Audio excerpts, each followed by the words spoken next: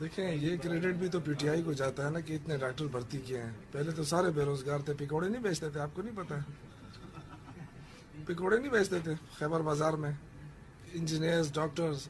ڈاکٹروں کے بارے میں کہتے ہیں کہ ڈاکٹر اگر ہم ان کو ملازمتیں نہ دیتے تو یہ ڈاکٹر پکوڑے بیچ رہے ہوتے. سن لو سارے, یہ پاکستان نہ بنتا تو اوپر سے لے کر نیچے تک سب پکوڑے بیچ رہے ہوتے.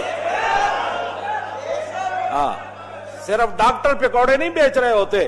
ہاں, یہ تو پاکستان کی وجہ ہے تمہیں بڑے بڑے عہدے ملے اور بڑی بڑی کوٹھیاں اور بڑے بڑے جناب آگے گاڑیاں پیچھے گاڑیاں, یہ ہو رہا ہے فلاں آ رہا ہے.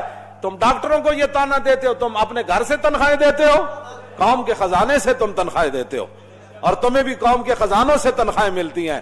قوم کا تم نے خون چوس لیا اور پھر قوم کو کہتے ہو کہ جی ہمیں جناب ٹیکس دو. کتنی قوم ٹیکس دے تمہیں؟